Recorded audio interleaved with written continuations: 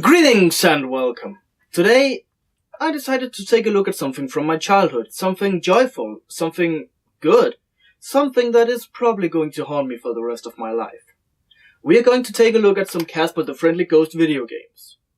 Now a bit of backstory. If you didn't know, my early childhood was haunted by local access TV and nothing else. I didn't have Nickelodeon, Cartoon Network and other amazing stuff with cartoons 24/7. I had to make do with what the local television thought was cheap enough for kids. And one of those shows doing the Saturday and Sunday morning cartoons was Casper the Friendly Ghost. Because cartoons from back in the 40s was really cheap and it's just kids, they don't give a damn. That's why I know at least something about this little morbid story. Seriously, a dead kid? Who thinks of that stuff anyway? Let's take a look at the first game, Casper Friends Around the World. I want to make friends everywhere. Yeah, what can you say? A friendly ghost that has friends around the world. That makes sense. Screw that theory about ghosts only being able to roam certain spots, right? So we put in the game and see this kid who looks like an even dumber version of Rascal dancing and introducing the company name. We then have Sound Source, which looks awfully familiar to Screw Attack logo. And we are now at the introduction video. Casper and his really polygonic friends are playing around the haunted mansion. Great place to play, I must say. Well, already we can say that the game doesn't look appealing. Seriously, it was made in 2000 and at that time the Digimon World was out and that had a better video. Well, the game starts with these rather strange voices. Load options. Load game. New game. Load new game. Load new game. Load option. Oh my, this game is made for infants. They are so afraid that the audience cannot read yet that they have to speak out every single word. You know, so the kids can understand it. Well, as we enter the game, we apparently have to save Casper's various friends from around the world. From this green dude, who I believe got introduced with the 90s movie. I'll put those kids in a place where they won't even have a ghost of a chance of ever being found. So already the game looks bad. I mean, look at Casper. That transparency doesn't really do anything good for him. Well, we moved Casper in this two-dimensional world, which can only be compared to Kirby and the Crystal Shards. Just shittier. We move Casper by using the D-pad and the analog stick. We use X to jump and square to duck. Come on. We need to duck? A duck that's just as shitty as it seems. Maybe worse. The animation looks good, but the overall time is just too much. Sometimes you just have to make it fast-paced instead of smooth. We use triangle to ghost mode, no, not like Counter-Strike, like an actual ghost. And circle to throw glow. I couldn't have other word for it. The manual even calls it ghostly sphere, but that's just way too long to say all the time. Well, onto the stage, and we of course start in Hollywood.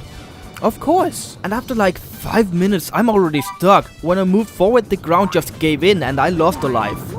Or is that afterlife? Who knows? Well, it turns out that I can use this air from Marilyn Monroe to parachute myself up to the roof. Great, where the fuck do I go from here? Maybe I have to parachute across the big gap?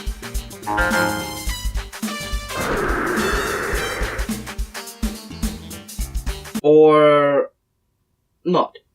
It turns out that I can use the triangle button to hover across. Who would have thought of that? Seriously, I tried that before, resulting in me just instantly dying. Again, maybe it was a bug, maybe the controls are so sluggish that it didn't register. I mean, forget everything I said about sluggish and non-responding controls in other video games. This one fucking takes the cake.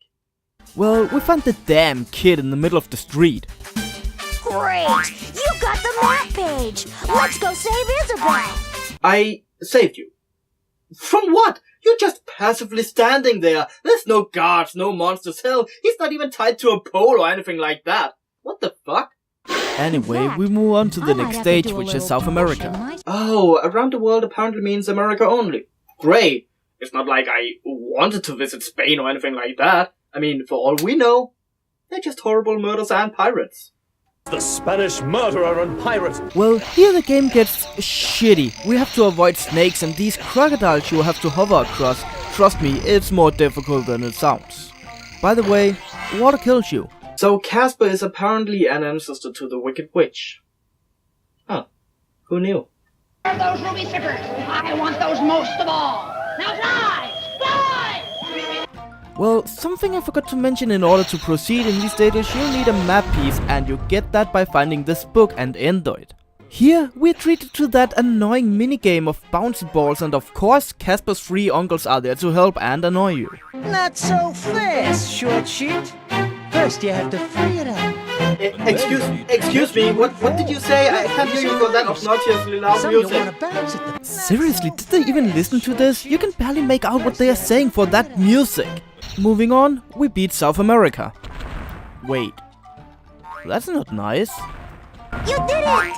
You found the map page!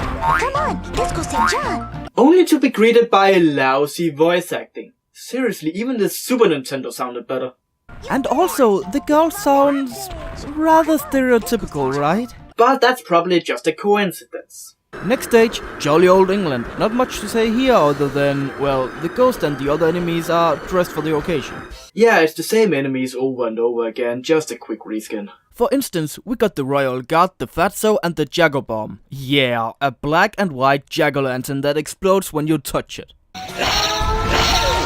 And also releases a Second World War siren. Well, good. We rescue the kids, who's also thick accent, and of course we forgot the map piece. But you still need to find another map page. It's the only way to save Andre. Well, I guess it's backtracking time then.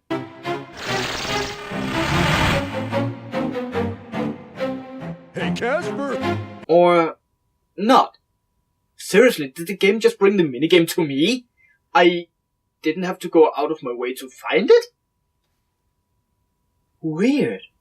Seriously, the minigame is usual in a seemingly difficult to reach place, but if you rescue the kid, it just brings it to you instead? Meaning the game is even shorter, since now it's basically just walk from left to right with minimal obstacles. Anyway, the next stage is Paris, and now might be a good idea to say that Casper talks about the places he's visiting. Billy! That will help me to jump higher. After Paris, we have the first boss battle. It's basically Fatso, and you just have to avoid his attack until he's vulnerable. Next up, Venice. Not much to say other than lots of water, and remember, it kills you.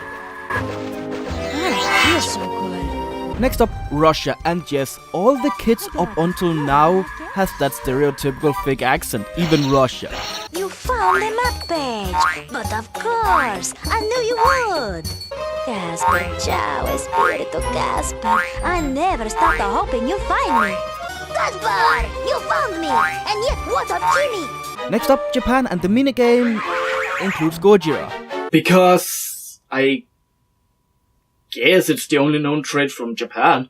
China is next, and like Japan, instead of reading up on the culture and the historical moments and places, they go for the stereotypical ones, meaning the Great War. Which I have climbed 3 times, by the way. After this is the most ridiculous boss battle of all time. Stinky, or whatever his name was, is having a bad birthday, and it is up to Casper to save the day. If you're low on health, do this simple trick: hover from one side to the other to get 1-ups. Note, it can be done multiple times. After you beat the boss, you get a short cutscene, and that's about it. Hey, what gives? Oh yeah, I remember now. We only need India and Egypt. And in Egypt, we of course have the boss battle with Slim, and I must say, It's dumb. Difficult for the wrong reasons, and dumb. you have to push Slim into the sarcophagus. But he can teleport as much as he likes, making this rather difficult. Also, if you don't hit him in time, he disappears and you have to start over. The only trick I could think of is to let him spawn on the wrong side, use his attack, and then hit him as much as you can.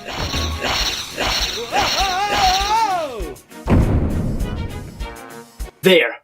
Beat the boss. Only thing left is that green bastard.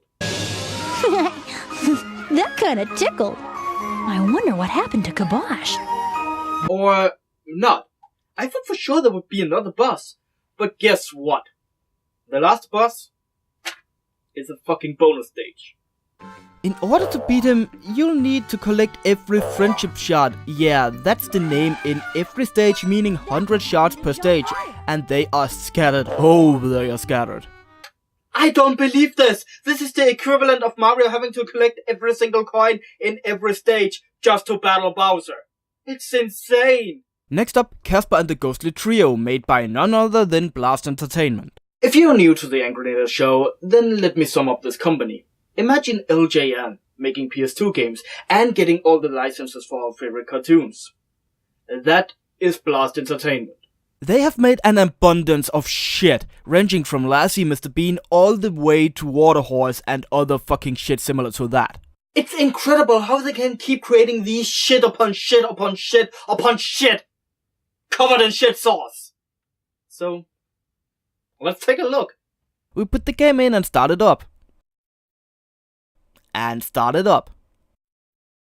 And start it up.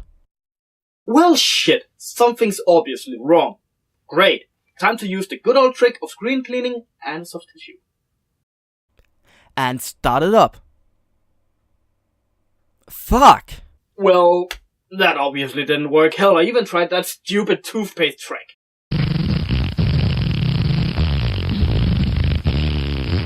And that didn't work either. The only thing left to try is my old, and I mean really old PS2 that's been collecting dust in the corner. Fuck!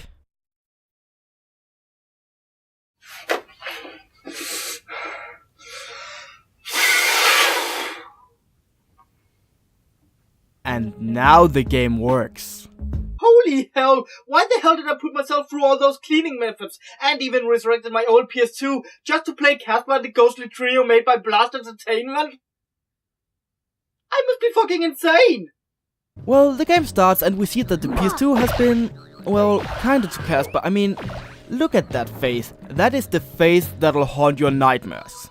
So the game is sort of self-explanatory enough, and by that I mean usually Blast dedicates an entire screen to controls, not setups, just to show you how to control. The only thing noteworthy is that they have something called a Wendy bomb. Whatever that is. I know Wendy is a witch, that's also a friend of Casper. And that's about all I know. Seriously, the only episodes I saw as a child was those with that drunk ghost and those angel space police chicks. Yeah. Oh boy, that kid got a problem. Anyway, the game is explained through these texts that appear before the stage. And apparently the three uncles have captured Wendy and wants her witch powers to take over the ghost world. Of course! Remember when Casper was about being friendly? I want to make friends everywhere. How the fuck do they translate that to fucking world domination? The courtyard has a hedge maze. That's always fun. You have to find 4 keys to open the next stage. There's enemies in forms of skeletons, ogres, ghosts and knights. It's probably a trope of the living armor thing. And that's it. You see this swirly thing in the left corner, that's your power meter. Beat an enemy and it rises. Get hit and it depletes. Meaning, at the beginning of the stage, it's harder to build up because enemies takes more hit to defeat, obviously, and they home in on you. All of the enemies has a set detection radius that is set to detect the player and homes in to do damage. Unless it's the ogre or the ghost, which has homing missiles. Yeah. A good trick for taking out lots of enemies is the Wendy bomb, which insta-kills anything it touches, even you. Only downside, your power meter doesn't increase when you use that. Well, I found all 4 keys onto the crypt. And I must say that the lag of the game varies quite often and in great lengths, e.g. the courtyard stage felt like fucking 120 frames per second and the crypt feels more like 10, just to give you some measurements. The controls are the same, the crypt is incredibly sluggish and the courtyard is, well, pretty damn precise in comparison. I have no fucking clue why, maybe each stage was created by an individual person. Or no magic, anything goes with fucking Blast Entertainment.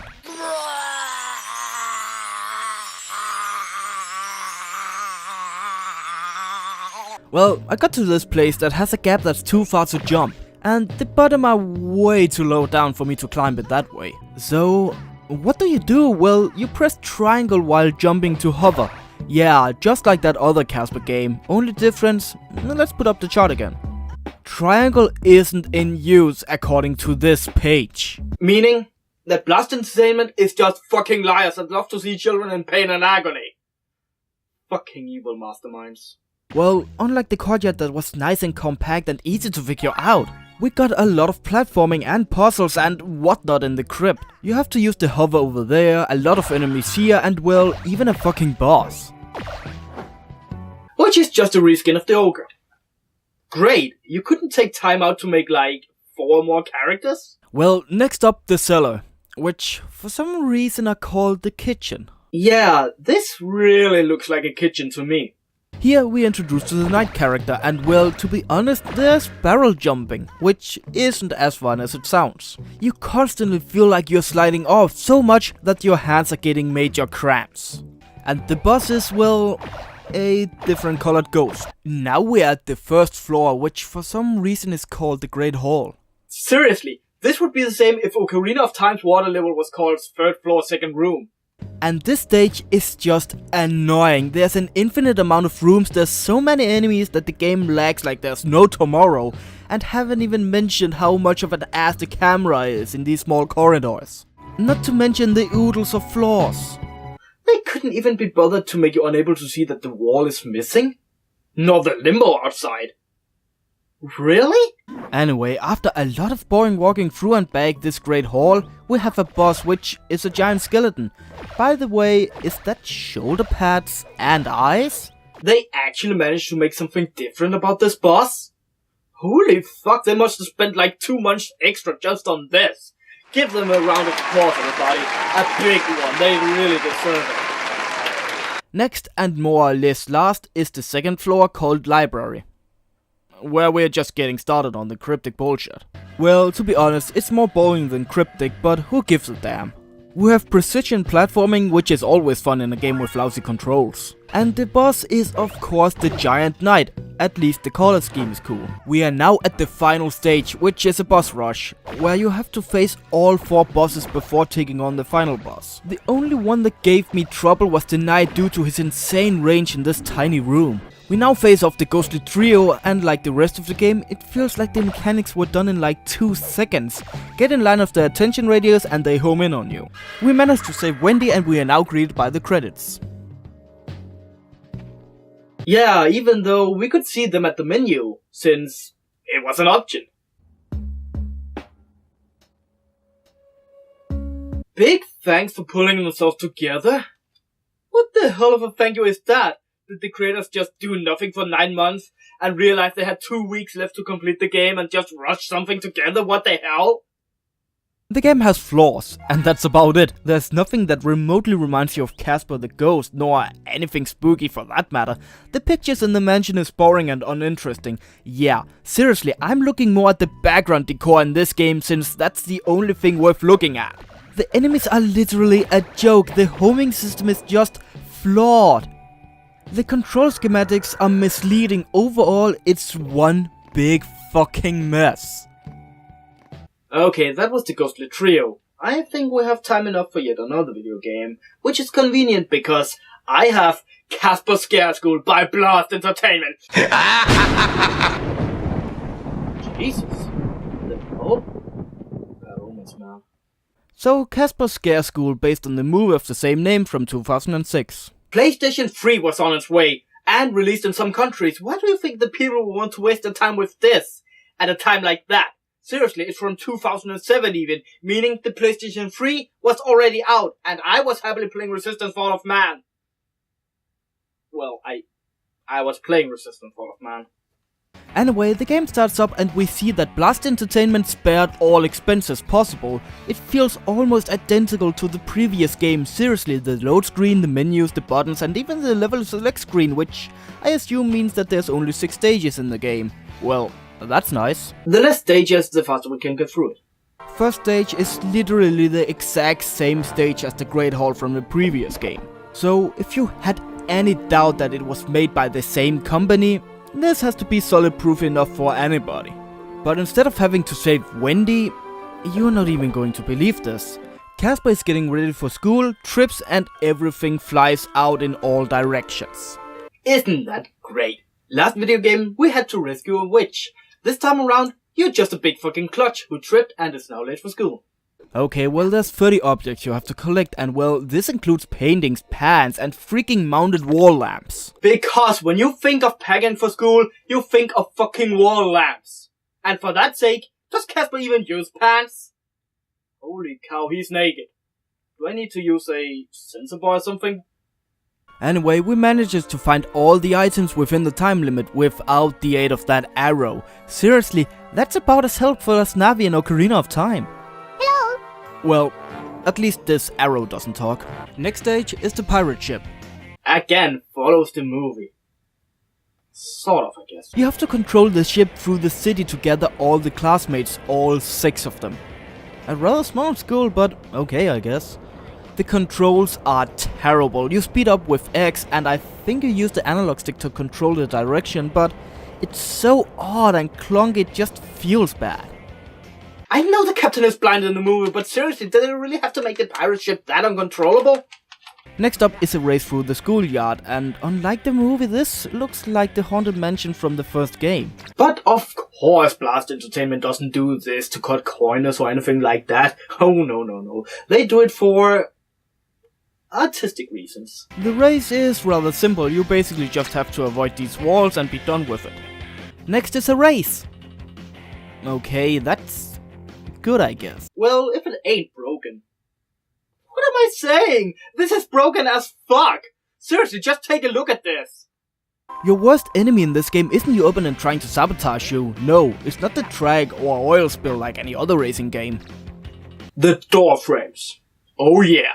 Look at this shit! It's like somebody made the doors ghost magnetic and forgot to remove it when they released the game. And it isn't just me, look at that mummy boy there. He's just stuck like a fly in a spider's web. Seriously, he's just waiting to get expelled. Okay, after quite some time, I made it through. Next stage is just jumping these fake hedges and that's it. Only problem, the placings is fixed. If you muck up once and get a lower placing, you are done. Nothing you can do. Everybody's at the same speed and the AI is more or less flawless when it comes to jumping. Had it just been door frames, we might have had a chance. The last stage is a race with the villainous Thatch. At least I think he's evil. I mean, he's a vampire. He got to be evil, right? Anyway, it seems that he turned the other kids to stone and you have to unstone them. Yeah. This must be one of the most unforgiving stages that Blast has ever released. Seriously, not only does Thatch begin before time, he's also flawless in his run and the stage isn't that straightforward. You have to move through these archways, but for some reason I got myself stuck in limbo. Seriously, where is everybody? Picture Superman 64, but you're not allowed to muck up once.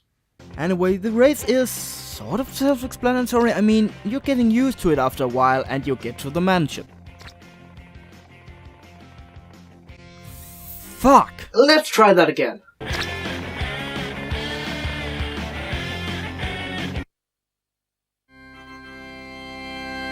Yeah, that's about what I expected.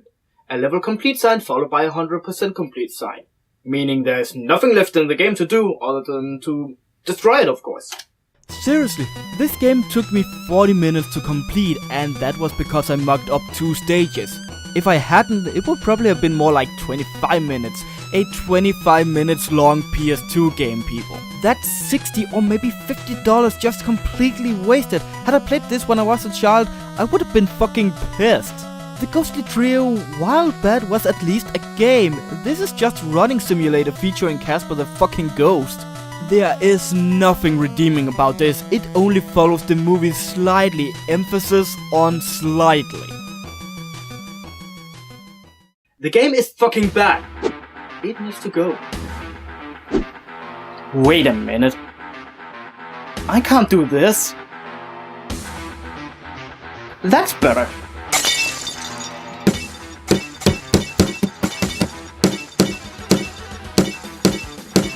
Try and resurrect from that, Casper. There. All done. I'm the Angrynator terminating bad video games on Hallows Eve.